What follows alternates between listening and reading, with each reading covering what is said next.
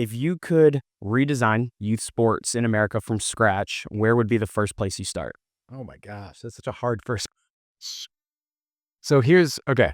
I'm going to be very professory and I'm going to like back us up first while I buy myself time to think. Um, and I actually know where I'm going to go with this, but here's the really interesting, challenging, fascinating thing about youth sports in the US. We can't really change it. And I don't say that in the sense of like, it's hopeless. There's no way to improve the experience. There's no way to like get us back on on the rails a little bit.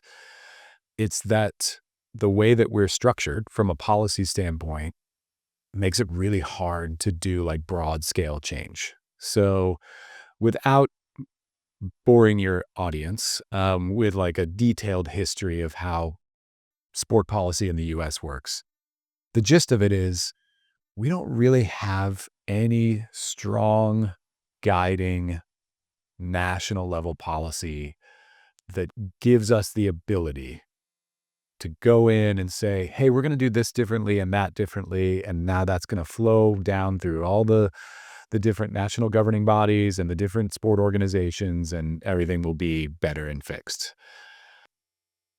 We've historically in the US operated from an approach that is like, we don't want to involve the federal government unless we absolutely have to. And so sports is one of those things where you guys figure that out at the local level. You let the local markets figure that out. And if the offerings in your area are not meeting the demand, are not serving the key markets well enough, then something else will emerge to do that. It's a little more complicated than that, but that is how we've tended to default to like approaching problem solving. And so it becomes really hard to assert any big fix without total coordination at the sort of local market level. And we don't have that. We don't have a mechanism for that. So your question is a very difficult one to answer, but in a hypothetical world, what I would love to see, there's a few things. If you talk to anybody who's in this space, they will identify that one of the biggest factors that is impacting our ability to recruit, retain, advance young athletes is simply access. So much of the youth sports experience right now is tied to your household income, how much you can pay, and that dictates the type of experience that you can have. And so I think most people in my world in this space would kind of start there. And there's more that we can get into if you want about some of that stuff. But if I'm thinking kind of independent of the like that type of structural issue, I think something that's not talked about as much that is really interesting is we need to be better at ability matching. We need to be better about figuring out how to create experiences where more kids are within this sort of zone where they can be challenged, but not be destroyed and pummeled. Think of like, you're a good athlete, so you've had good sports experiences for the most part, right? Like you've been on the winning end of a lot of your youth contests. But when we think about how we use sports in the US and the potential value of keeping more kids in sports from a public health standpoint, from a just societal standpoint, one of the big challenges is there's a lot of kids who don't have good experiences and who are tired of being on the like ragtag team that gets beaten up, every season. And so they drift away, right? And so if we're going to, on a broader scale, do something big that could create more opportunity for kids to stay in sports and accrue the benefits that we, know sports has the potential to instill, finding a better way to match and create fun games and experiences and competitions that maybe spans a bigger age range and is more focused on ability. And that's really challenging too, because it's just hard to run a youth sports organization. It's hard to just get enough parents to volunteer to coach. It's hard. Like, you have all these sort of necessary things that have to be done that are themselves insufficient for creating a really good experience. They're like necessary to create an experience. And then we just run out of resources, bandwidth, et cetera, for creating a really good experience. This is why I wanted to talk to you because for me, I'm a little more on like the meritocracy end of the spectrum, where one of the big problems I see with youth basketball is that a kid is on a circuit team, not getting a lot of playing time. His dad is frustrated, so his dad goes and makes his own team. And so that is I think that there's problems with that. I think it does solve some things for that particular individual and maybe other individuals who are in the same boat. But at the same time, you get one of the big things with youth sports is a lot of it's like money grab. And so it feeds into that issue.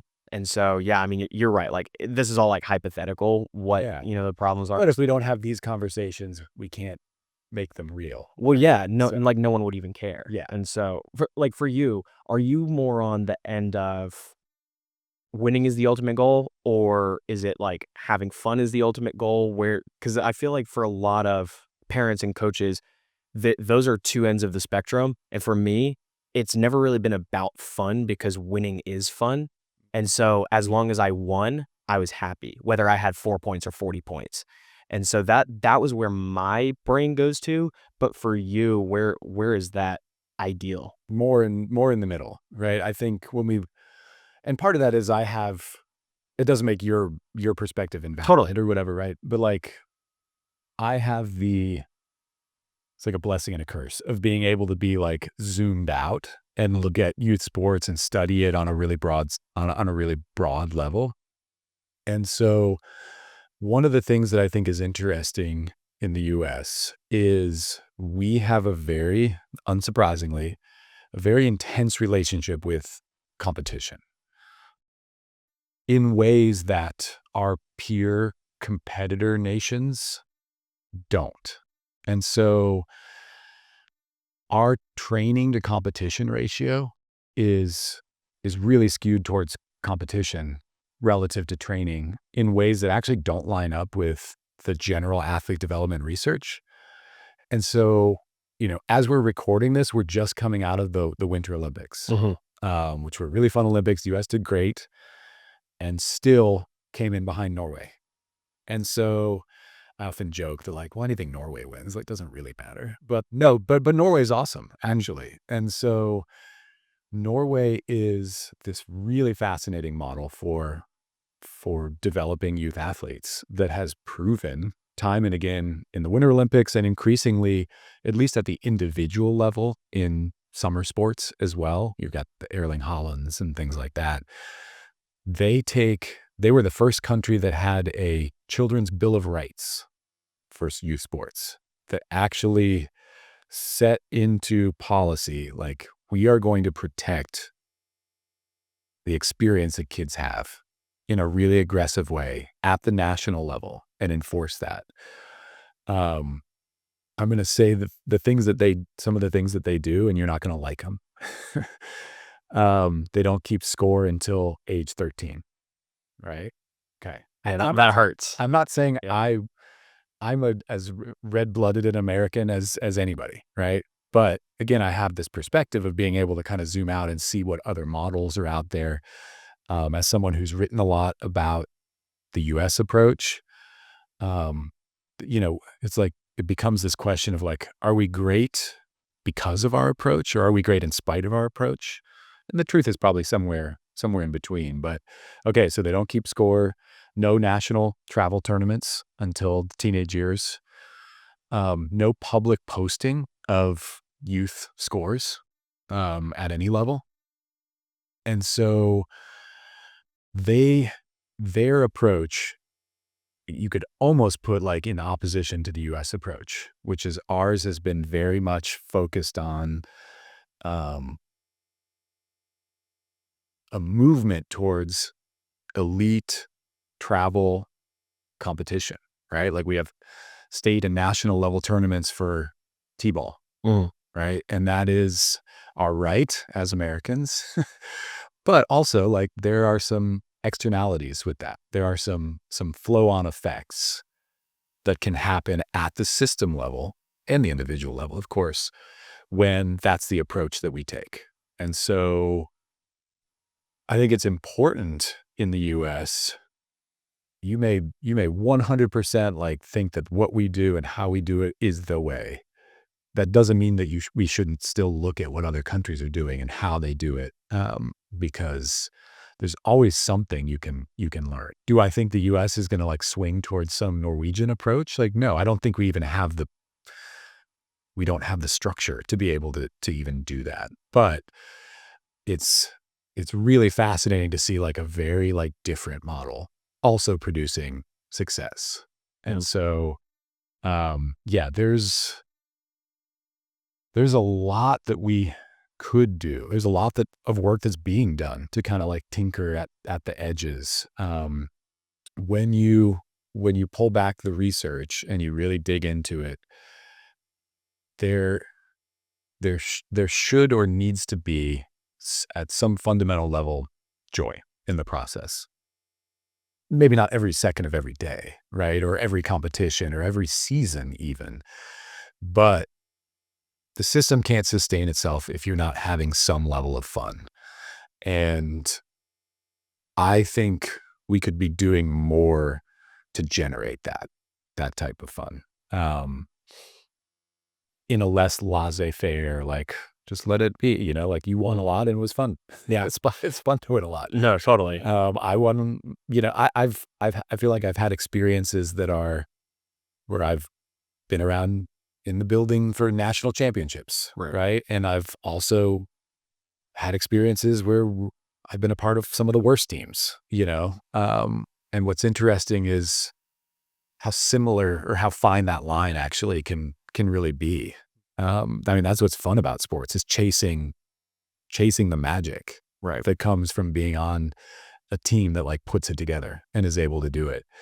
And so I love that too, right? I have a coaching background. I'm competitive. Um, but if we're going to think about this at the system level and we're going to think about what the functions of youth sports are in our society, like we could probably attend to some of the other things better than we currently do, if that makes sense. Yeah. In the healthy ideal of youth sports, or in the healthy ideal of what, like, society could look like in that instance, what would be the purpose of youth sports? Public health is one thing, Yeah. right? We are, as a nation, not as healthy as we could be, right? And it's important to recognize, like, we could be sitting here at the University of Texas on this campus in the football stadium here in my office or in one of the classrooms where you were in with me and look around. And as we have these conversations, like, feel like, oh, everybody seems pretty healthy and sports and physical activity are a big part of their lives. But what I often have to remind my classes is like, we're weird, right? We're like an overrepresentation of people for whom sports has been really meaningful, and a big part of our identities. And we've largely had positive enough experiences that we still want to think about sports and talk about it. And so that's not even on this campus. It's not the same. You could go across campus into a different major, a different building or whatever, and you're going to have a very different experience, right?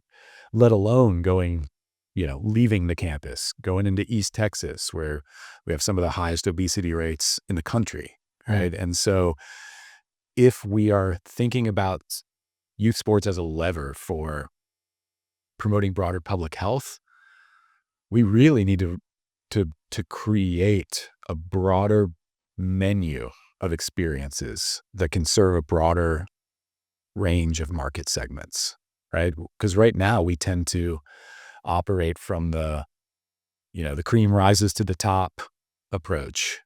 And yeah, that'll always be there. That's actually something that comes easily in sports. What comes less easily is figuring out how do we create an experience that actually serves these kids who don't even have like fundamental movement skills, um, without humiliating them.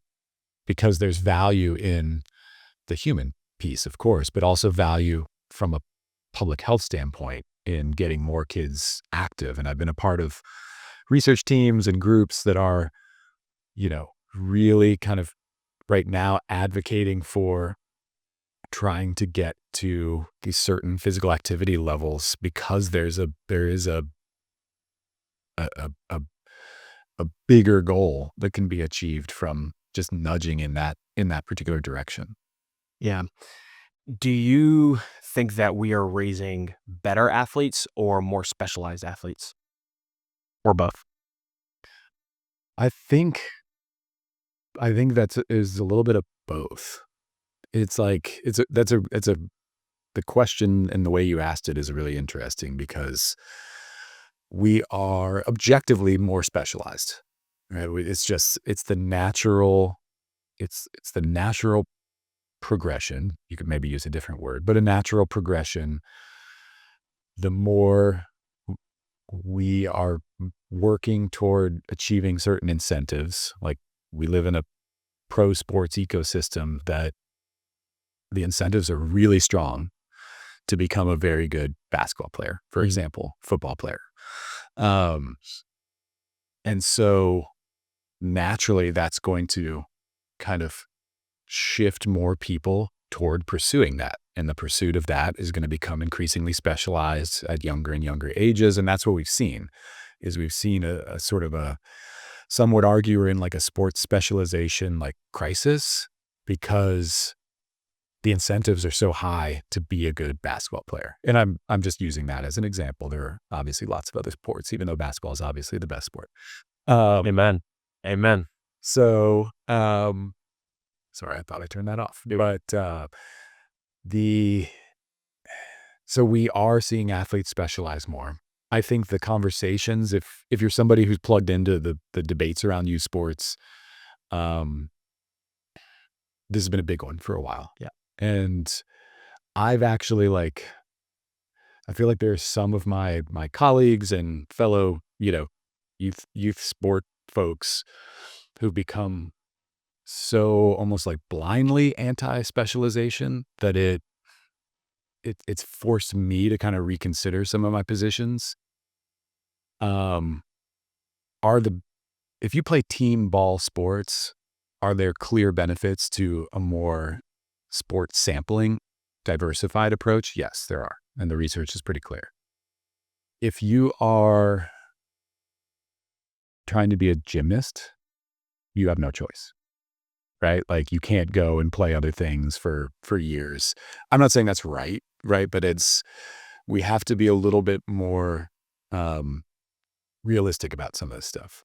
And I think a lot of it is individual. Like some kids, like you're super competitive, right? Like you were just hardwired for like enjoying the competitive piece of it in a way that like maybe other kids aren't, right? And so for you, like you alluded to, like there was joy in the process of it, there was joy in the work, there was joy in the wins. There like Well, actually, yes, there's a lot of joy. The joy comes in the hindsight, actually. Um, when we were winning state championships or when I got the opportunity to come play here, actually, the feeling wasn't joy, it was relief.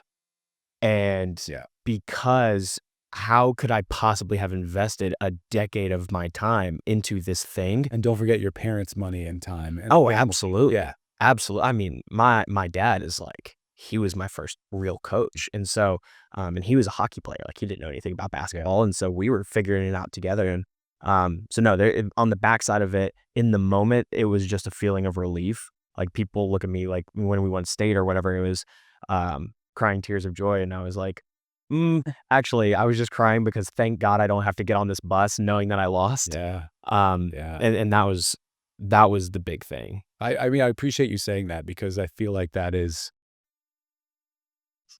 not the story we always transparently Mhm. share, Yeah. right? And there's research around this too that like we hate losing more than we like winning.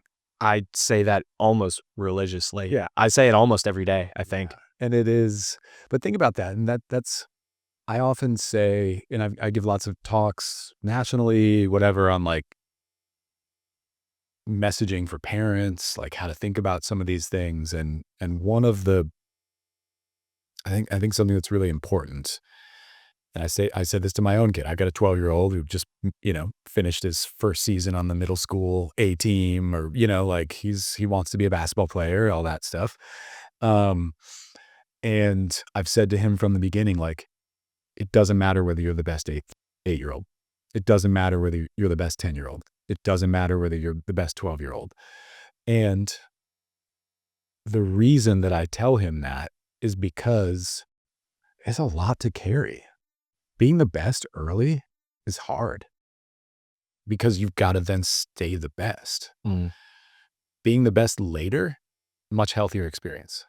So, Yes. um, Thankfully, I was more in that camp. yeah, but like these kids that are, and there's clear training effects, right? Like if you dump hundreds of hours into your kid, which is a terrible way to phrase it, but like if like you have your 5-year-old, and you've got her like doing the like dribble up app, and you've got her working with a trainer, and you've got her doing all this stuff, and like none of those things is like inherently bad, but like if you've already converted the experience into work for a 5-year-old, and they're going to be good. They're going to be better than everybody Mm. for now. And that's going to be fun for now. But it's a ton of psychological, psychosocial pressure on that kid to continue to be that. Yeah. As everyone sort of catches up over time, which they will, because you're going to see a wider disparity with it in terms of training effects at younger ages. So you can juice this, like you can juice it and you can gain, not steroids. Well, be clear. We've talked about that in class. Yeah. Clear. Oh, but you can like, you can juice their development a little bit Mm. with more specialized intensive training. And then they jump out to an early lead. It's like a horse race. Right. But so there's a really fascinating study. Sorry to cite studies, but a really fascinating meta-analysis that came out a couple months ago that was looking at elite level performers, the people who reach the highest levels of achievement in sports, in music, in science, like who are winning the, international competitions, who are winning Nobel Prizes, who are winning, like as good as you can be in your field.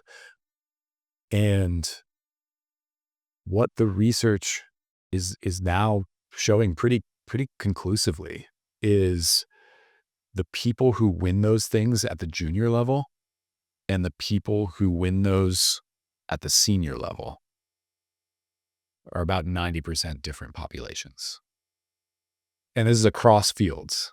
So if you're a parent or you're, like a young athlete who's listening to this, who's like in it, like in the journey, let that be some hope, and encouragement that like, you don't have to be the best 11-year-old. You don't have to be the best 13-year-old.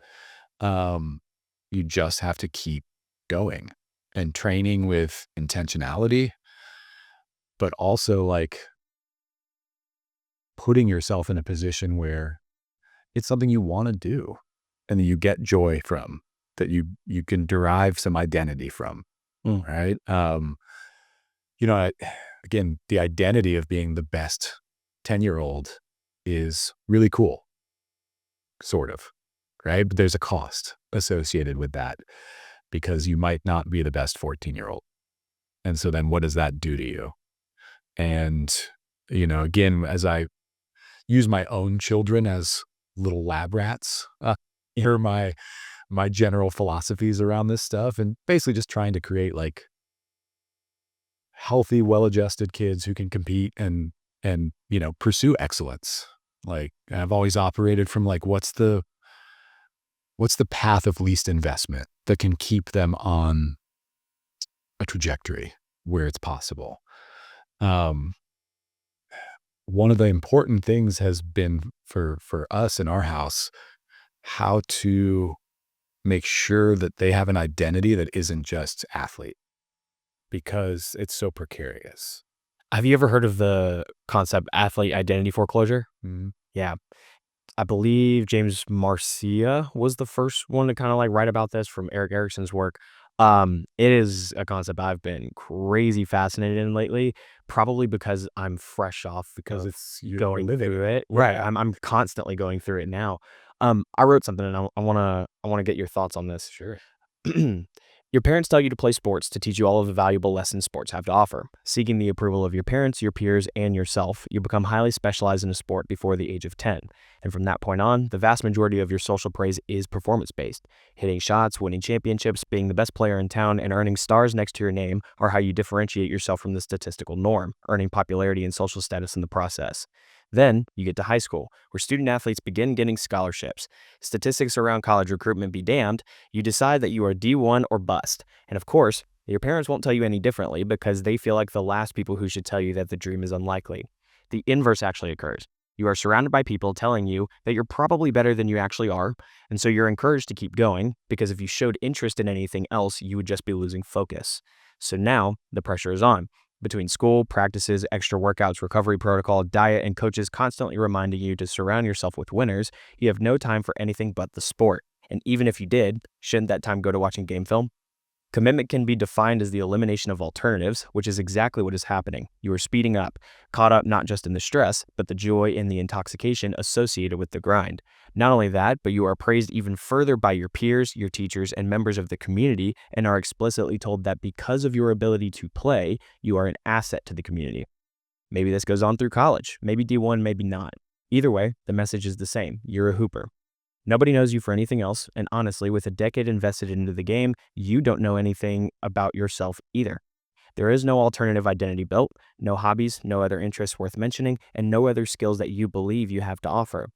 Then the game is over, and you are met at the finish line with a fresh quarter life crisis. The only question to ask is, who am I? Why did you write that?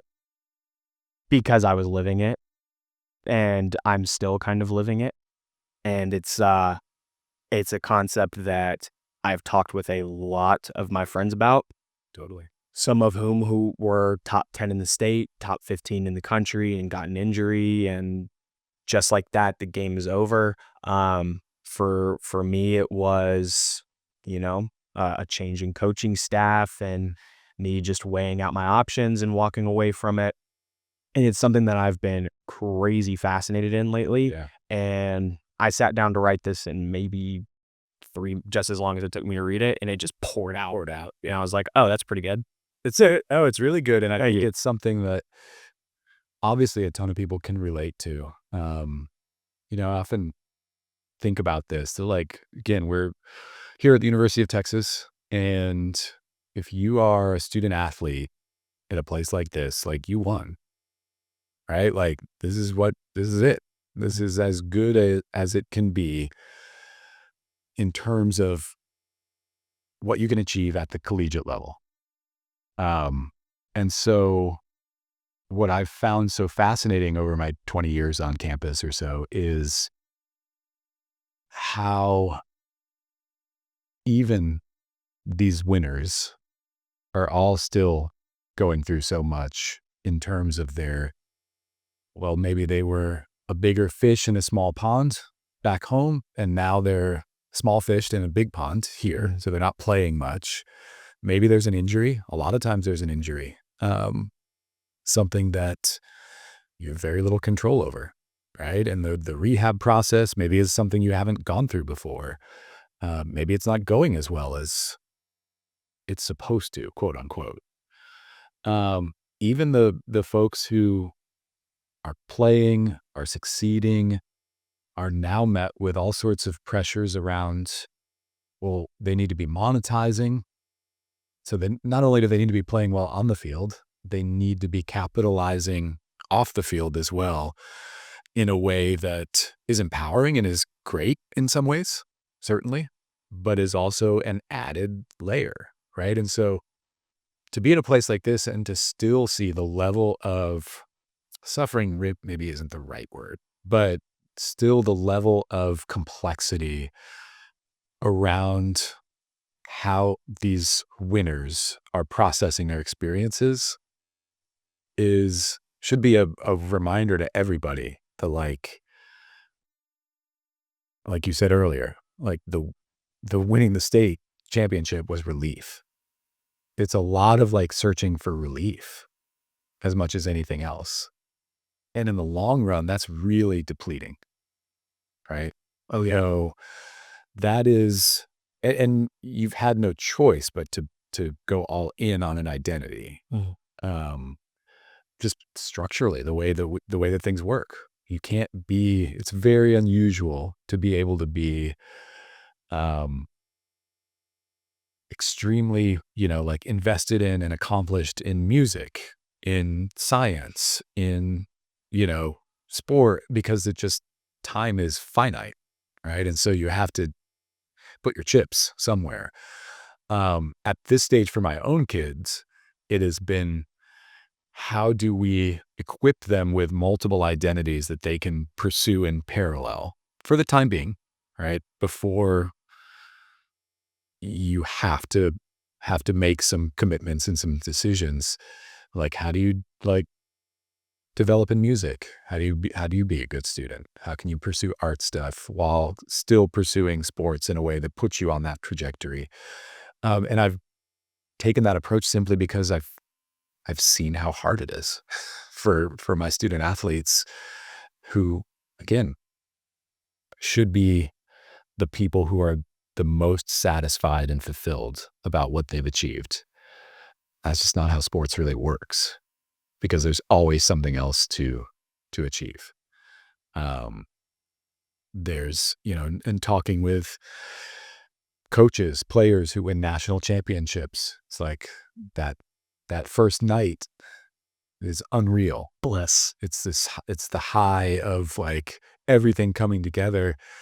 And so many of them will talk about the next morning, sort of you wake up, shake off your hangover or whatever, but like you wake up and the almost the emptiness of like, okay, well, I did that. So now I just guess I need to do it again.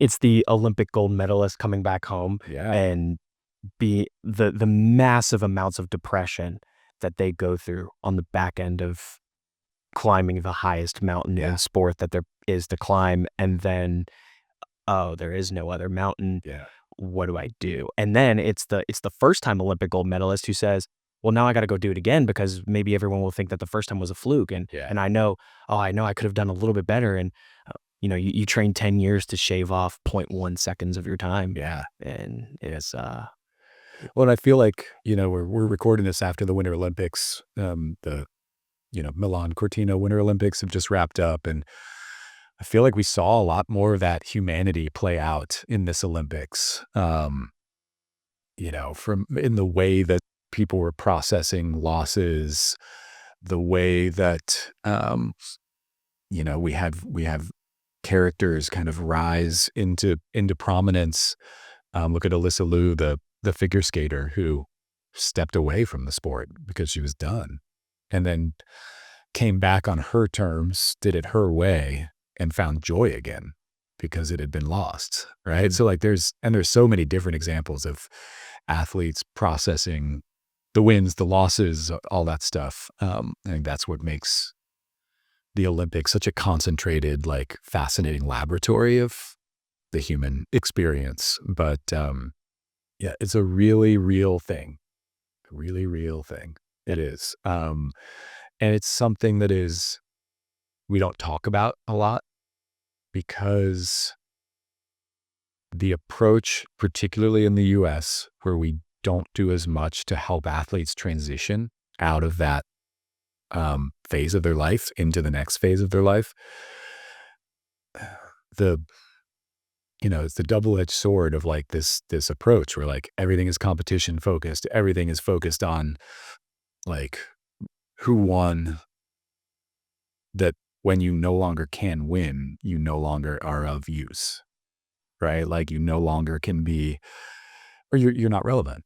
And so it's your job to just sort of drift off into and let the next crew come up, do their thing. But we we don't we don't take care of a lot of populations in this country in the ways that we could. Sure. Similar issues with veterans transitioning back to civilian life.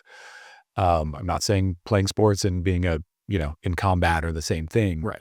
There are at least I get PTSD. metaphoric parallels that we can draw, and we interchange terminology a lot in these spaces. Um, but one way that they are very similar is in how little we do to support those that are coming back um, from active duty, or those who are wrapping up a career playing high level sports. It's just an unteachable lesson. You gotta go through it if you're ever gonna get to experience that, and it's the trade-off is, would you rather be the person experiencing that or Right. have never have gotten to that level at all? Right. I know. That is a tough decision to make as an 8-year-old. Well, that's it. That's where like it becomes really, really, it's a loaded, like there's no, because you can't consciously really make that decision. You don't even have the capability to do so. Right. Which is where you see some pushback on, like, for folks who are, we're in Texas, we talk about football all the time. There's clear data around, I love football and I also hate football, right? Like the data around head injuries and all that stuff. And it's like, can a 5-year-old who is being put in Pee Wee football, like, can they object to something that is, technically speaking, like, going to have long-term damage if it's something that they stay in, Yeah. right? Or they sustain a concussion because the folks that are coaching them aren't equipped to be able to, like, protect them in the ways they need to. Yeah, that can be a whole other conversation, but it's, yeah, like, we're asking kids or telling kids to invest at such young ages that they don't really have a choice. Um, and that's just what it is. Like, I'm not here to say that there's some better way, but it does mean that, yeah, you largely didn't have a choice in a matter. And so you're kind of thrust into something that's a highly stressful, highly competitive, and again, increasingly highly stressful and competitive at younger and younger ages, um, a type of experience that has long-term impacts Yeah. on how you see yourself, on who you are, on your relationship with your parents, your family. Um, and you probably felt this even coming from a household where you have a good relationship. Like there's some unity around, supporting you and giving you everything that you can, need to pursue this. It still doesn't mean there's not pressure that you feel. Yeah. Like, look at how much my parents have invested money, time, travel. Like, I better keep going. Like, I don't have a choice because, like, otherwise, why do we do all those things? Mhm. Why do we make those sacrifices and trade-offs?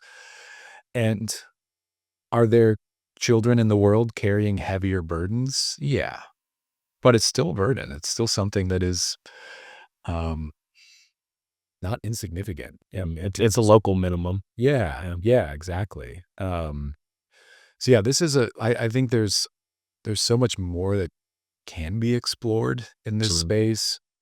I think it's really important we start better engaging with, yeah, this sort of unspoken crisis, the way we discard athletes. Sure. And again, not just NFL players who are, retiring, but like high school players Right. who were really good Yeah. or who were very invested, like not even good, quote unquote, but like that was a big part of their identity and then it's gone. Yeah. The county player of the year in Colorado who never got to go play even at a Division III or NA high school, right? What does that guy do from now on? And that's a tough question. Yeah. Um, Especially when we actually tend to organize things in such a way that like we prioritize their development as athletes. And then when that goes away, they may be underdeveloped in certain other areas and less equipped to be able to transition to another type of identity or role in a way that is going to allow them to be successful, happy, fulfilled. For sure.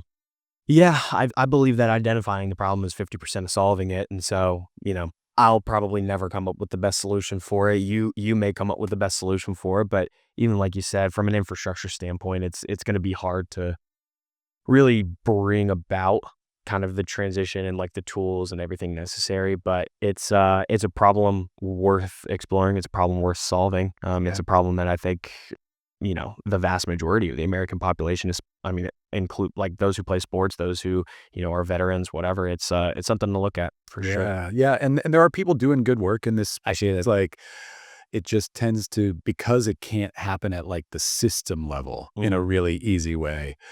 It tends to happen then at the margins, right? Right. Like you see people, doing good programs, really trying to address these things, but they can only make these sort of little inroads, little dents in the problem.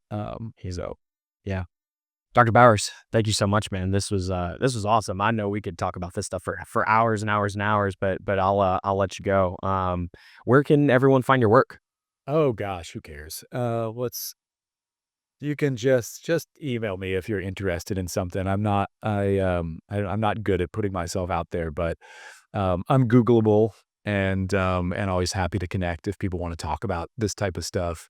A lot of the work that I do these days is funneled through kind of national organizations and things like that. So, Yeah. but it's a fascinating space, and it's something that I do feel more and more people are engaging with, reflecting on, kind of recognizing that we're producing sort of a suboptimal experience, and that surely that we can do better. And I think we're headed towards maybe a more critical mass to be able to do some bigger things, but it's just it's going to take more and more of us. So Yeah. Of I appreciate the opportunity to course. kind of come and just reflect on this stuff. Yeah. And Looking forward to have you on in the future yeah, for sure. right Awesome. on, man. Thank you. Thank you. Take care.